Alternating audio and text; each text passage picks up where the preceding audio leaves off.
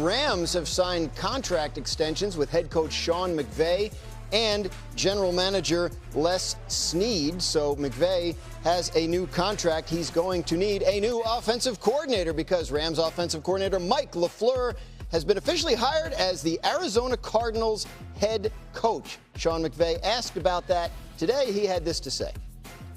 You're really happy for Mike. You know, awesome opportunity, and shoot, we'll get to see him twice a year now. So happy for him. I did think that this was something that could occur. It never fails. Every time me and my wife go on vacation, somebody's usually getting a head job, and then I'm spending too much time on my phone. But Mike did a great job, and really appreciative of him. And I think I was able to be a better head coach because of the contributions that he and our offensive staff have made over the last couple of years, and we're looking to continue that. You know, Mike was a tremendous contributor to us.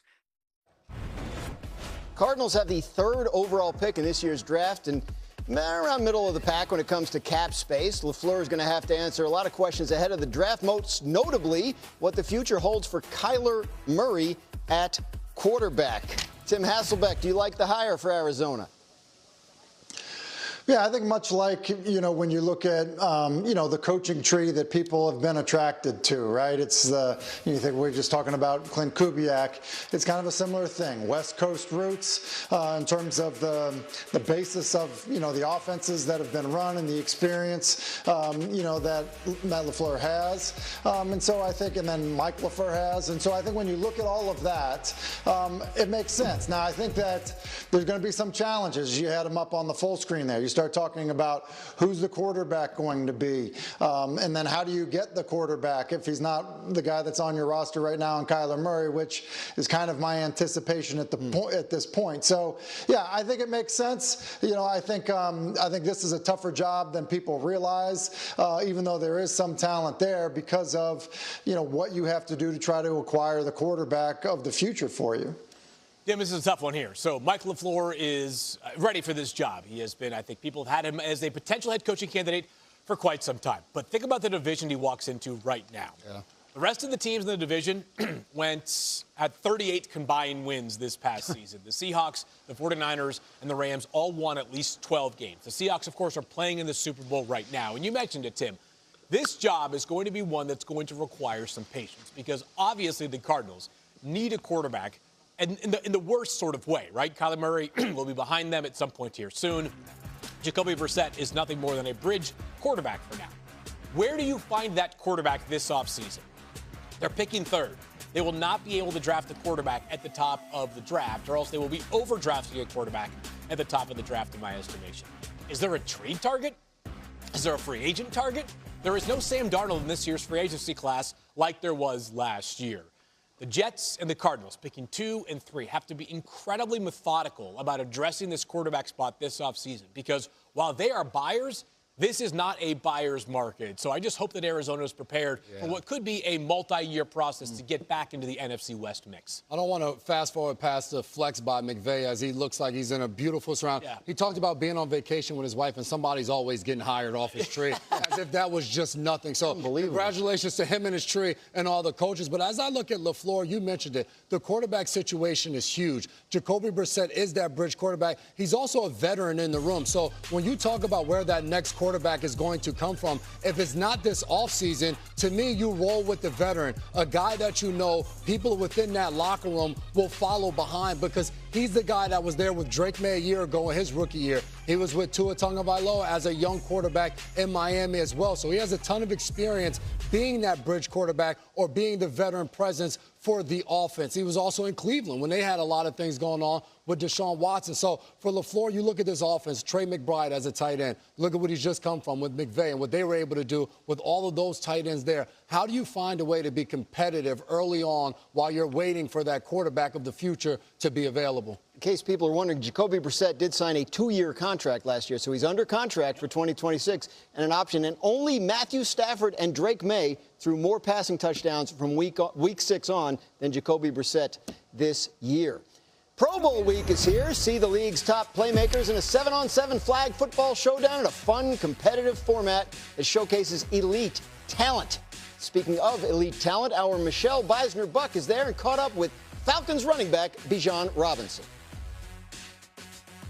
your second consecutive Pro Bowl. What does it mean to you to be named to these games, especially when you know that the fan has got to vote in it? Yeah, I mean, it's such a blessing. Like, God is so good for, giving me an opportunity to be here. And obviously all the fans that, contribute, and the players and the coaches, like, it all ties in. So, with me, I'm honored to do it for 2 years in a row. And hopefully, I get to build these relationships and just continue to have fun with these guys. Lastly, new president of football operations is Matt Ryan. Yeah. New head coach Kevin Stefanski has been singing your praises since he got hired. Man. What are you most excited about for the Falcons' 2026 season? Yeah, I think even just when they came in with so much urgency already. And that's what I feel like, we can strive on and can come up upon. And even when Kevin came in the building, and me and him had a conversation right away, and to hear his plans and to hear what he has in store for the team, it's super exciting. All right, Field, new leadership in Atlanta, as Michelle and Bijan were discussing. What should be first on their to-do list? Common theme for teams that have a top 15 or so pick is what are we doing at quarterback to begin next season? Obviously, Atlanta has a quarterback in Michael Penix Jr. that they believed enough a couple of seasons ago to be their long-term starter. He's coming off of a torn ACL. This is a new regime as well. I don't know exactly where they stand on what Michael Penix Jr. represents for them going forward. Kirk Cousins recently restructured his contract that sets up the likelihood that he is going to be released shortly after the free agency window begins. So is this a team that finds a bridge quarterback to hold down the fort until they have Michael Penix Jr. back in the fold? Or what is their plan at quarterback? Because for all the attractive things about this roster, this defense was terrific. They were a sack machine on defense last year. Bijan Robinson, Drake London. There are some legitimate pieces on the offense. The quarterback is going to be the straw that stirs the drink. And perhaps they have the right coach for the job in Kevin Stefanski, because he's been living that reality for like a half a decade now, right? Everything but the quarterback in Cleveland. I think that's the scary thing as you look at this, because he is walking into another situation where who is their quarterback going to be? Is there a veteran that they're able to find if Kirk Cousins is walking out the door? But I think beyond that, if you're an Atlanta Falcons fan, you're excited about the future because you look at the structure of the organization. You're like, all right, you feel like you're moving in the right direction. Matt Ryan comes in to be president. You hire Ian Cunningham to come over and be your general manager. And then so far, Stefanski going out getting Tommy Rees and Tanner Eggstrom, adding people, Alex Van Pelt, to this coaching staff that you've seen have had success in other places. That gets you excited because you mentioned some of those weapons. We're seeing right there on the field Bijan Robinson on our screen, but then also Drake London, figuring out what you're going to do with Kyle Pitts, if you're going to bring him back. Those are guys that you can go win with, and actually having your defense come back. All of those young guys, the guys on the outside, the two edge rushers, having really good, solid years starting off, getting Jeff Ulbrich to come back in that building. You're looking at that team in that division. You're saying, you know what? Hell, we can win. We have the quarterback position, but you don't need someone to be at an elite level right away to win in that division. So I'd be excited if I was an Atlanta Falcons fan. Yeah, I agree with Jim Mack, and I think the other part about it, when you look at it, it's like you mentioned the talent on the roster. I think there's a lot of talent on the roster.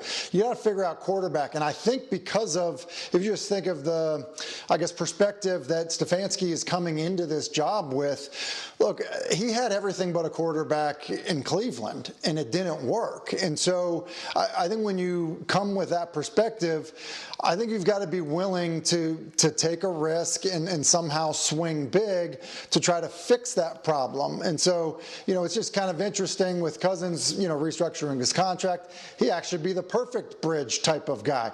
But I don't know that you can operate, with this notion that you have time. And so, with that, I think that Penix's injury history going back to college and now what's happened in the pros, I think they've got to be extremely aggressive. And look, I don't know what that looks like, and I don't, the names that'll be out there, aren't going to be names that are going to excite everybody, but, maybe it's Mac Jones, maybe it's, maybe even things like Kenny Pickett and else, and things like that. But like the reality is you have to do something. Otherwise, what happened in Cleveland is going to happen all over again in Atlanta. A lot of teams out there looking for creative solutions at the quarterback position, much like the Seattle Seahawks were this time last year. Coming up next, yes, that's right, Sam Darnold is Super Bowl bound with the Seahawks, but now comes the hardest part. What will it take for him to finish the job? J-Mac will tell us how Sam can overcome that New England pass rush next.